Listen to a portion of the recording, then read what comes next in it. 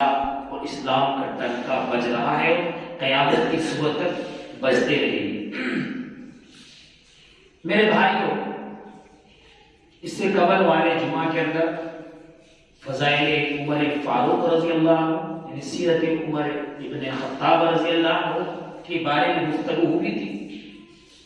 مناسب یہ سمجھتا ہوں آج کے اس جمعہ کے اندر حضرت عثمان بن عفان رضی اللہ عنہ کی سیرت یا اس کی فضائل پر بھی کچھ روشنی ڈالی جائے، کیونکہ حضرت عثمان بن عفان یا حضرت عثمان غنی رضی اللہ عنہ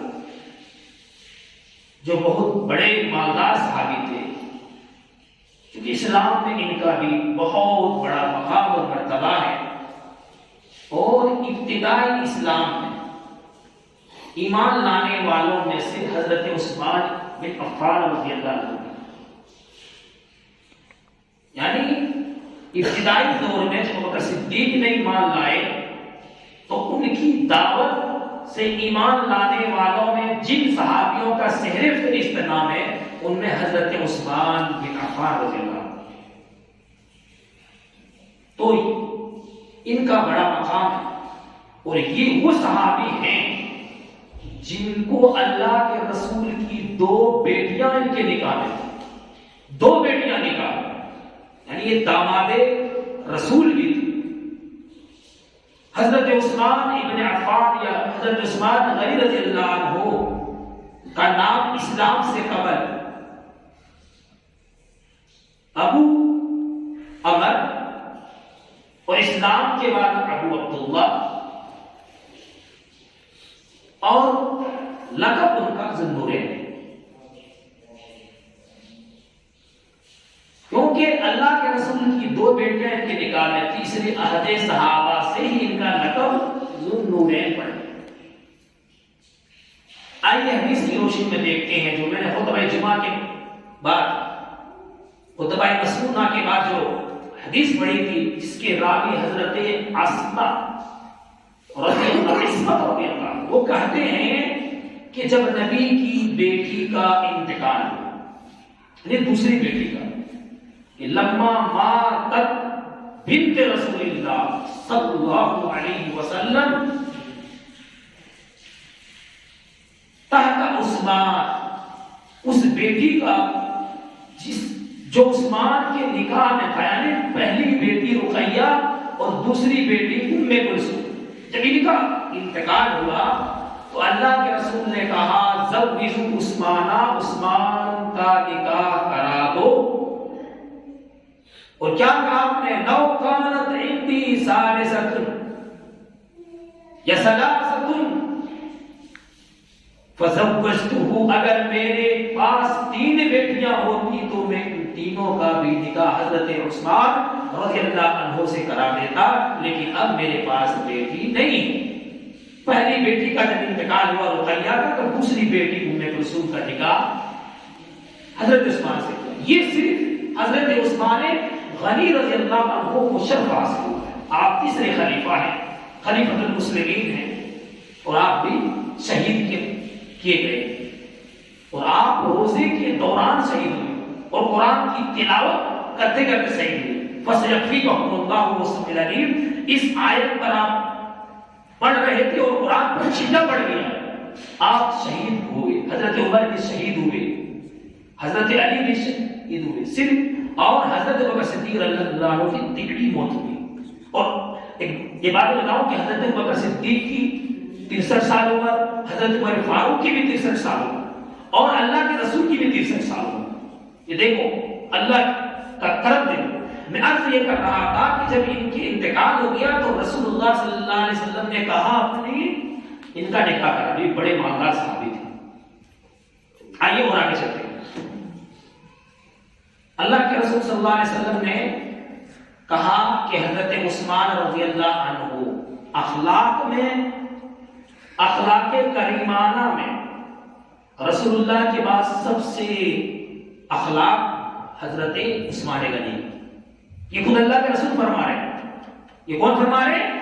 اللہ کے رسول صلی اللہ علیہ وسلم فرما رہے ہیں۔ ایک دن کا واقعہ ہے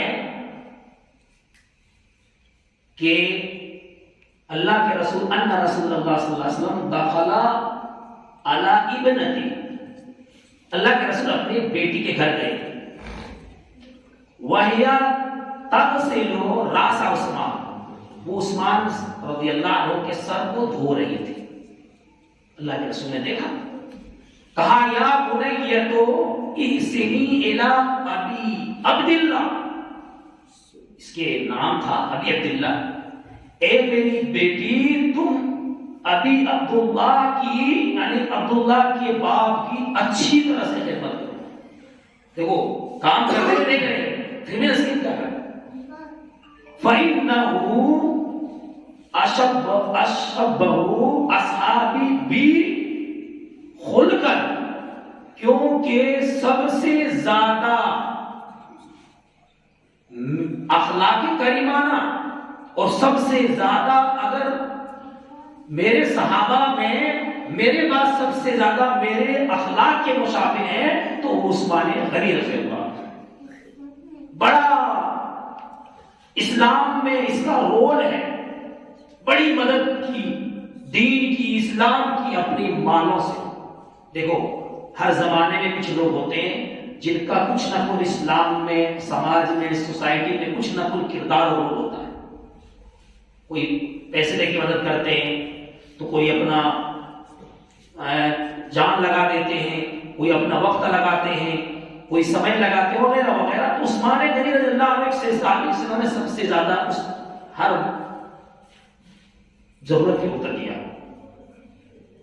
ایک لمحہ واقعہ ہے، ایسی حدیث ہے، حضرت عائشہ رضی اللہ عنہ فرماتے ہیں کہ اللہ کے رسول صلی اللہ علیہ وسلم کو گوشت بھیجا۔ عائشہ فرماتی ہیں، حدیث کے راوی حضرت عائشہ ہے، کہتے ہیں کہ اللہ کے رسول صلی اللہ علیہ وسلم لما دخل علیہ، جب میرے گھر میں داخل ہوئے، اور کہی ہم عائشہ، فرعا لحمن، تو گوشت دیکھا، گوشت پر نظر پڑ گئی، بڑا ہوا تھا گوشت، من باسا آتا اس گوشت کو کس نے بھیجا؟ عائشہ کہتی ہیں قلتو، میں نے کہا عثمان نے بھیجا۔ فرأیت رسول اللہ صلی اللہ علیہ وسلم، تو میں نے دیکھا کہ اللہ کے رسول صلی اللہ علیہ وسلم رافعا یدیہ یدعو لعثمان، اپنے دونوں ہاتھ کو آسمان کی طرف اٹھایا اور عثمان کے لیے دعائے خیر کرنے لگے۔ آپ اتنا خوش ہیں، یہی تک بس نہیں ہے، آگے چلیں۔ حضرت عثمان غنی رضی اللہ عنہ وہ صحابی ہیں جن کو 2 مرتبہ ہجرت کا اجازت ملی۔ کتنے مرتبہ؟ 2 مرتبہ۔ پہلے مرتبہ حبشہ کی طرف ہجرت کیا، اور یہ وہ صحابی ہیں جن کو اسلام لانے پر کس طرح گوشت سزا دیا۔ عثمان جب ایمان لائے تو نیچے چٹائی میں لپٹ کر ناک میں دعا دیا کرتے تھے، تو یہ بہت بڑے کافر تھے۔ پہلے مرتبہ حبشہ کی طرف ہجرت کیا، اور دوسری مرتبہ ہجرت مدینہ کی طرف ہجرت کی۔ ایک دفعہ کا واقعہ ہے کہ جب جنگ جیش اسرا کی آیا تو اللہ کے رسول چندہ کی اپیل کی، تو حدیث میں ہے کہ اللہ رسول اللہ صلی اللہ علیہ وسلم جاء عثمان الی النبی صلی اللہ علیہ وسلم بألف دینار، عثمان رضی اللہ عنہ آئے نبی کے پاس 1000 دینار لے کر، فنزل فی ہجرہ، اور اس کے گود میں ڈال دیا، رکھ دیا۔ فقال رسول اللہ صلی اللہ علیہ وسلم، کا صحابی بیان کر رہے ہیں میں نے دیکھا کہ رسول اللہ صلی اللہ علیہ وسلم وَيُقَلِّبُهَا فِي ہجرہ، اس کو اپنی گود میں الٹ پلٹ کر رہے ہیں، یعنی الٹا رہے پلٹا رہے ہیں، کیا کر رہے ہیں؟ الٹا رہے ہیں پلٹا رہے ہیں۔ اس کے بعد اللہ کے رسول نے فرمایا، کیا فرمایا؟ کما ذر عثمان ما عمل بعد اليوم مرتين، آپ نے 2 مرتبہ یہ بات دہرائی، کہا آج کے بعد عثمان کوئی بھی کام کرے گا اس کو کچھ نقصان نہیں پہنچائے گا۔ یہ بات آپ نے 2 مرتبہ دہرائی، 2 مرتبہ فرمائی، کیوں؟ اس لیے کہ آپ نے 1000 دینار دیا، اور دینار سونے کے سکے کو کہتے ہیں، درہم چاندی کے سکے کو کہتے ہیں۔ اس زمانے میں 1 دینار کی قیمت 10 دینار کے برابر عمر رضی اللہ عنہ نے، بعد میں 12 دینار، 1 دینار 12 درہم کے برابر قیمت بن گئی۔ اگر اس کا وزن دیکھا جائے تو 1 دینار کا وزن تقریباً 4 گرام کے برابر اور ایک درہم کا وزن تقریباً 3 گرام سے کچھ زیادہ ہوتا ہے، یعنی 7 دینار 10 درہم کے برابر وزن میں ہوتا ہے، اور ایک دینار قیمت 12 درہم کے قیمت کے برابر عمر کے زمانے کے حساب سے. گویا کہ اگر آج دیکھا جائے ایک دینار کی قیمت وزن 4 گرام تو کتنے پیسے بنتے ہیں؟ بہت زیادہ بن جاتے ہیں. 4 دینار مان کے چلو 20,000 روپے ایک دینار بن گئے. کتنے لائے؟ 1000 دینار 1000 دینار تو گود میں ڈال دیے، الٹا اور پلٹا رہے اور نبی خوش ہو گئے. یہ ایک دفعے کا واقعہ نہیں ہے. دوسرا، جب اللہ کے رسول صلی اللہ علیہ وسلم مدینہ ہجرت کر کے آئے تو آپ حضرات کو معلوم ہے کہ مدینہ میں بڑی پانی کی قلت ہے، اور آج بھی آپ کے راجستھان شہر، راجستھان راجیہ اسٹیٹ میں بہت سارے ایسے جگہ میں مقامات کو میں نے دیکھا ہے جہاں پانی نہیں 250-300 فٹ زمین بورے کنارے پانی نہیں نکل رہا، نکلتا ابھی تو کھارا میٹھا پانی بہت کم. جیسلمیر بعد میں چلے جائیے. اسی طرح وہاں پہ عرب کے اندر مدینے میں پانی کی بڑی قلت تھی، اور خاص طور پر میٹھا پانی تو تھا ہی نہیں. اللہ کے رسول صلی اللہ علیہ وسلم مدینہ ہجرت کر کے آئے. ایک ہی کنواں یہودی کے قبضے میں تھا، بیر روما، جو یہودی کا تھا. اللہ کے رسول صلی اللہ علیہ وسلم نے حضرت عثمان سے کہا کہ یہ بیر روما یہودیوں کا ہے، یہودی کا ہے، تم چاہو اور اسے خرید لو اور اسے مسلمانوں کے لیے وقف کرو. اللہ اکبر. حضرت عثمان غنی رضی اللہ عنہ نے منہ مانی قیمت میں، یہودی تھا، کہا بیچیں گے تو مسلمانوں کو پانی دے گا.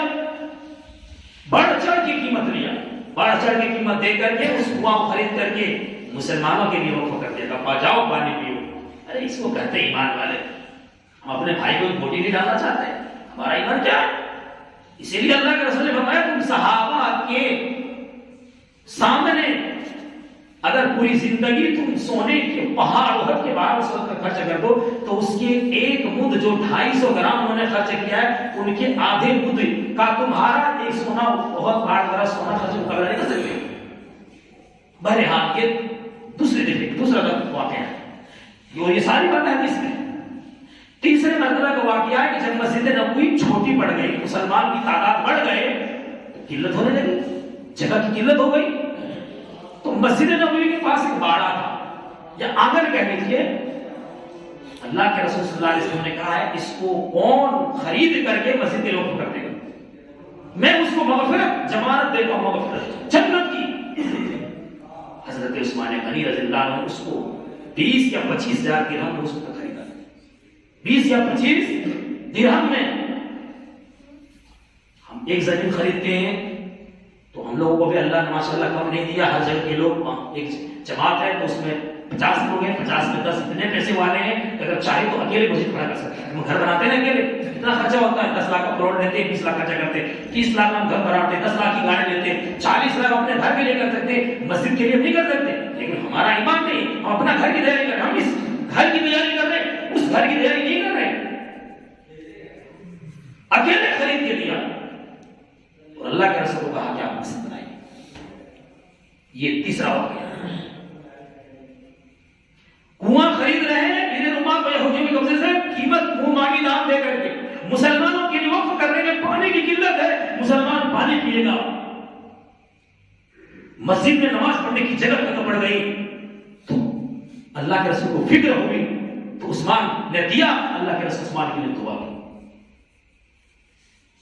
جیسے اسرا پر جب 1000 دینار لا کر کے رکھ دیے تو اللہ کے رسول اتنا خوشی اور پلٹ کر رہے ہیں.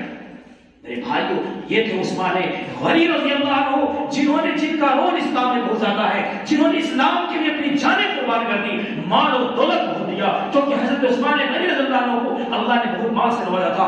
آپ اس وقت کے سب سے بڑے مالدار صحابی میں سے، سب سے بڑے مالدار صحابی. عثمان غنی سے کہتا، غنی کا مطلب مالدار ہوتا ہے، اور عثمان بن عفان سے کہتا کہ عفان کے بیٹے عثمان ہیں. اور عثمان ذوالنورین سے کہتا کہ نبی نے ان کو 2 بیٹیاں دی تھی، اس لیے ذوالنورین کا لقب پڑا. ذوالنورین نبی نے 2 بیٹی نکالے دی، ایک کے بعد دوسرے کا انتقال ہو گیا. معلوم ہے جنگ بدر میں عثمان غنی شریف نہیں ہوئے تھے، اس لیے بعض لوگ نبی اس پر الزام لگاتے ہیں کہ جنگ بدر میں شہید. اللہ کے رسول نے جنگ بدر میں شریک یہ نہیں ہونے کے باوجود اللہ کے رسول کو بدری صحابی کہا ہے. اور جنگ بدر کے اندر جو مال غنیمت تقسیم ہوا اس کا حصہ عثمان غنی کو رضی اللہ عنہ کو بھی دیا. کیوں؟ اس لیے کہ اس وقت تک ان کی جو بیٹی ان کی نکاح میں تھا وہ بہت تیز بیمار تھی. اللہ کے رسول نے کہا تمہیں جنگ میں نہیں جانا ہے, تم اپنی بیوی کا خیال رکھو. ادھر جنگ ہو رہی ہے, اس کی بیٹی کا انتقال ہو گیا, اس لیے اللہ کے رسول نے منع کر دیا تھا. لیکن جنگ میں شریک نہیں ہوئے, لیکن اللہ کے رسول سے بدری صحابی کہا اور درجہ دیا. میرے بھائی حضرت عثمان غنی رضی اللہ عنہ وہ صحابی ہیں جن کے نکاح میں نبی کی 2 بیٹی, اور تمنا کر رہے ہیں کاش اگر میرے پاس اور تیسری بیٹیاں ہوتی نا تو میں تیسری بیٹیاں بھی نبی کے نکاح میں دیتا, لیکن میرے پاس نہیں ہے. اس سے کیا معلوم ہوا؟ اس سے معلوم یہ ہوا کہ ایمان والے کا مقام مرتبہ اتنا بلند ہوتا ہے کہ نبی جس عظیم ہستی بھی اپنی بیٹی کو 2 دے دیتے ہیں اور تیسرا کی بھی تمنا ظاہر کرواتے ہیں. میرے بھائیوں, حضرت عثمان غنی رضی اللہ عنہ کا یہی تک بس نہیں ہوتا ہے. ایک حدیث میں آتا ہے جو لمبی حدیث ہے, حضرت ام عائشہ رضی اللہ عنہ فرماتی ہیں جو بخاری کی روایت ہے, ایک دفعہ میرے گھر میں اللہ کے رسول اپنی پنڈلیاں یا رانے کھولے ہوئے لیٹے ہوئے تھے. پنڈلیاں یا رانے, پنڈلی جس کو بولتے ہیں ران اوپر والے سے کو بولتے ہیں جن کا ڈھانکنا ضروری ہے. تو حضرت ابوبکر صدیق رضی اللہ عنہ آئے اور اجازت طلب کیا. اللہ کے رسول نے اجازت دے دی اور بات چیت کرنے لگے. کچھ دیر کے بعد اور اسی حالت بیٹھے لیٹے رہے اور کپڑے بھی صحیح نہیں کیا. کچھ دیر کے بعد حضرت عمر فاروق رضی اللہ عنہ آئے, اجازت طلب کی, اجازت دے دی اور اسی حالت میں بات چیت کرتے رہے. کچھ دیر کے بعد حضرت عثمان غنی رضی اللہ عنہ آئے, اٹھ کے بیٹھ گئے, کپڑا درست کر لیا. جب چلے گئے تو راوی حدیث محمد کہتے ہیں کہ اللہ کے رسول سے حضرت عائشہ رضی اللہ عنہ نے پوچھا کہ جب ابو بکر آئے یعنی میرے باپ آئے تو آپ نے کوئی پرواہ نہیں کی, اسی بات چیت کرتے رہے. محمد عمر آئے تو آپ نے کوئی پرواہ, ان سے بھی ایسی بات کی. لیکن جب عثمان رضی اللہ عنہ آئے تو آپ اٹھ کے بیٹھ گئے اور کپڑے آپ نے درست کر لیے. کہا کیا میں اس سے شرم نہ کروں جس سے فرشتے بھی شرم کرتے ہیں؟ یعنی فرشتے بھی شرم کرتے ہیں. گویا کہ عثمان غنی رضی اللہ عنہ بہت شرمیلے تھے.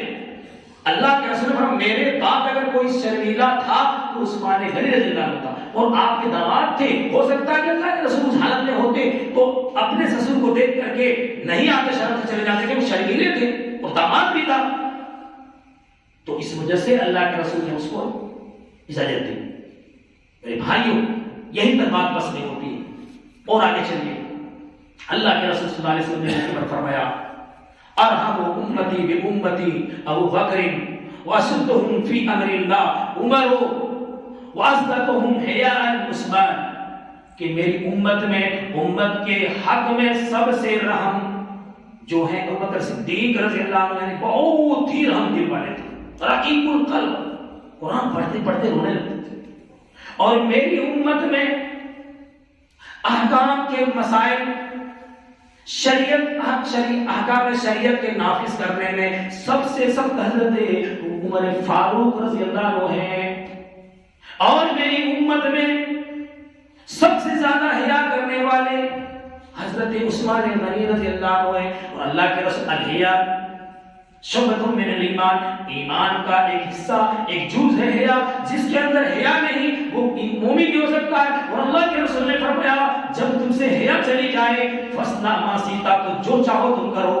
آج ہمارے اندر سے حیا چلی گئی ہے. آج مسلمانوں کی ماں بہنوں کے اندر وہ شرم و حیا نہیں, وہ بے پردگی اوریات عام ہو رہی ہے. میرے بھائیوں آپ نے دیکھا, چونکہ میرا وہی موضوع بیان کرنا تھا لیکن یہ میں نے کہا موضوع چلا جائے گا, ابھی میرا چل رہا ہے. ورنہ تحفظ نسوانیت پردے کی مقام ایک اس لڑکی نے کر دکھایا جو ہندوستان کرناٹکا کے اندر ہے. 40 گنڈوں نے گھیر لیا اور جے شری کے ڈرام کے نعرے لگا رہے ہیں اور کہہ رہا ہے کہ نقاب اتارو. لیکن اللہ کی کرم اور رحم کے کس لڑکی پر کہ کیسے ایمان والی تھی, انہوں نے بلند آواز سے اللہ اکبر کہنے لگا اور اب اپنی اس پردے کو انہوں نے برقرار رکھا, کیونکہ پردہ اسلام میں ہے, پردے کا بڑا مقام ہے. میں عرض کر رہا تھا حضرت عثمان غنی بڑے شرمیلے اور بڑے حیا کرنے والے تھے, اس لیے اللہ کے رسول صلی اللہ علیہ وسلم اٹھ کر کے بیٹھ گئے. میرے بھائیوں کیا ہو گئے, بیٹھ گئے.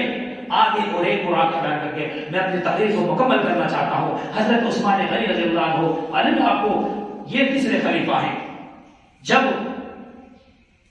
حضرت حذیفہ بن یمان رضی اللہ عنہ کو عراقی اور شامی کے مجاہدوں کے ساتھ آرمینیا اور آذربائیجان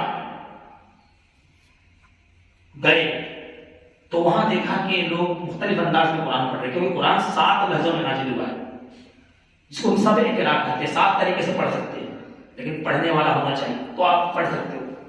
تو وہاں لوگ قرآن مختلف طرح پڑھ رہے ہیں تو یہ صحابی گھبرا گئے اور آئے اور عثمان رضی اللہ سے کہا کہ آپ اپنے امت کی خبر لیجیے, اگر یہی حال رہا تو لوگ قرآن میں اس طرح اختلاف کرنے لگے جیسے یہود و نصارہ نے کیا. تو چنانچہ حضرت عثمان غنی رضی اللہ عنہ نے جو ایک نسخہ ایک مصحف حفصہ رضی اللہ عنہ کے پاس تھا ان کو پیغام بھیجا اور کہا کہ جاؤ کہو عثمان رضی اللہ عنہ اس مصحف کو منگا رہے ہیں, اس کی اصل نسخہ پھر واپس کر دیں گے تیار کرنے کے بعد. اور حضرت عثمان غنی رضی اللہ عنہ نے 4 صحابی کو حضرت عبد الرحمن بن حارث, حضرت سعید بن عاص اور حضرت زید بن ثابت اور ایک صحابی, ان 4 صحابی کو کہا کہ تم لوگ قرآن کو اس نسخے سے ایک قرآن تیار کرو. اور تیار کیا گیا اور 3 چونکہ قریشی صحابی تھے کہا کہ تم قریشی صحابی میں سے جس کی مخالفت زید بن ثابت سے ہو جائے, یہ بہت بڑے کافر ہوئے زید بن ثابت تھے, تو تم لوگ اپنے قریشی لہجے کو باقی رکھنا. اور انہوں نے قرآن کو نسخہ تیار کیا اور اصل نسخہ جو مصحف تھا وہ حفصہ رضی اللہ عنہ کو لوٹا دیا اور دنیا کے اندر اس کو جتنے ممالک اسلام کے ملک تھے سب جگہ ایک نسخہ کو بھیجا اور جو پہلے کا نسخہ تھا جو 7 لہجوں میں تھا اس نسخے کو بیٹھا کر کے حضرت عثمان غنی رضی اللہ عنہ جلا ڈالا. قرآن کو جلا سکتے ہو, بے حرمتی کرنا ہو اس کو پانی میں رکھنا ڈبو سکتے ہو یا زمین میں گاڑ سکتے ہو, پھٹ گیا اس کی بے حرمتی ہو رہی, اس لیے ایسا نہیں قرآن کو جلانا مقصد ہے. قرآن کی بے حرمتی ہو رہی ہے اور وہ پھٹ گیا ادھر ادھر پیر میں لگ رہا ہے, اس کی عزت نہیں ہو رہی, ایسی حالت میں اس کو جلا سکتے ہو, زمین میں دبا سکتے ہو, پانی میں ڈبو سکتے ہیں, پاک نہیں ہونا چاہیے. تو وہی کیا ہے عثمان غنی رضی اللہ. یہ اسلام میں ان کا اتنا بڑا رول ہے. مال دولت سے نوازا تو مال دیا, آج ہم لوگ نہیں دیتے. ہر جگہ کا آنا یہ حال ہے کہ اللہ نے اتنا اچھا نوازا ہے لیکن امام کی تنخواہ باری آتی ہے تو کتنے لوگ نہیں دیتے ٹائم. 2 بار گھر لگا چکر لگا رہے, 3 بار لگاتے ہیں, 200 روپیہ لکھایا 300 روپیہ لکھایا وہ نہیں دے رہے. کیا ہم پورے آدمی ہر 100 جگہ مل کر کے 50 آدمی مل کر کے ایک مسجد کو ایک امام کو نہیں دے سکتے ہیں تنخواہ؟ کوئی مسئلہ بات نہیں. ہمارے کتنے اخراجات ہیں, کوئی ایسا گھر نہیں ہوگا جس گھر کے اندر 1000 سے 1500 روپے مہینے کا موبائل خرچ نہیں ہوتا. کوئی ایسا گھر نہیں ہوگا جس گھر میں 2000 4 سے 5000 تک لائٹ بل یا گاڑی کا پیٹرول اور ڈیزل خرچہ نہیں ہوتا ہوگا. جب ہم سارے اخراجات کر سکتے ہیں, کیا ہم مسجد کے لیے اتنا سا اگر ہمارا دل بڑا ہو تو ہم نہیں کر سکتے؟ ضرور کر سکتے ہیں. لیکن ہمارے یہاں دل اکثر جگہ دیکھا ہے اچھے علم اللہ جو حاجی ماشاءاللہ آج کر کے آئے ہیں اور کہتے ہیں ہمارے اتنے فلاں کام چلتے ہیں, خوب فخر کریں گے میں نے یہ کر دیا وہ کر دیا. ان کا یہ حال ہر جگہ کا حال ہے. بھائیو ہم دینے کی جب باری آتی ہے تو ہم اکثر تنگ کر لیتے ہیں اسلام سے. دنیا میں مدد نہیں کرتے ہیں کیونکہ وہ ہمارا بدنامی ہوگا, ہماری ناک کٹ جائے گی. بھائیو ہم فضول خرچی میں تو خوب کرتے ہیں لیکن صحیح جگہ نہیں کرتے. ہم مثال ہمارے لیے ہے کہ عثمان غنی کی سیرت, عثمان غنی کی تاریخ, اس سے ہم مثال ہمیں بھی پیش کرنا چاہیے. اور اللہ کے بندے ہر جگہ ایک دو ایسے ہوتے ہیں جو اللہ کے راستے میں دیتے نہیں دیتے تو دل کا کام کیسے چل رہا ہے. لیکن جتنا اچھا چلنا چاہیے, جس طرح پیمانے پر چلنا چاہیے, جس معیار پر چلنا چاہیے اس معیار پر نہیں چل رہا ہے. اللہ تعالیٰ سے دعا ہے کہ اللہ تعالیٰ ہمارے سماج میں بھی ایسے نوجوان اور ایسے جو ہے بوڑھے اور ایسے سرپرست اور ایسے ہمت اور ایسے کردار اور ایسے ایماندار کو پیدا کرے کہ جب بھی پیسے کی یا کسی بھی طرح کی ضرورت پڑے ہم لوگ بے دورے اللہ کے راستے کے لیے اپنا جو ہے کھل کر کے اور ہاتھ کھول کر کے اللہ کے راستے میں دیں تاکہ اللہ تعالیٰ ہمیں دنیا کے اندر بھی اور آخرت کے اندر بھی ترقی فرمائے اور دین اور رات جو بھی خوب عطا فرمائے. اللہ سے دعا کرتے ہیں اللہ ہم سب کو گناہ کو معاف فرما دے, ہم سب کو ایک اور رکھے, ایمان پر رکھے. ہم میں سے جن کے کاروبار صحیح نہیں چلتے اللہ ان کے کاروبار میں ترقی عطا فرمائے. ہم میں جو بیمار کو شفا کاملہ شفا اللہ عطا فرمائے. ہم میں جو مقروض ہیں اللہ ان کے قرض کو معاف فرما دے. اور ہم میں سے جو اس سال حج کے فارم بھرے ہیں اور ان کا کوئی اسباب سے ابھی تک نہیں ہوا, اللہ ان کے فارم کی اللہ تعالیٰ جو ہے فارم کو پھول کرا دے اور جلد سے جلد اپنے گھر کی زیارت سے فرمائے. آمین. واخر دعوانا الحمدللہ.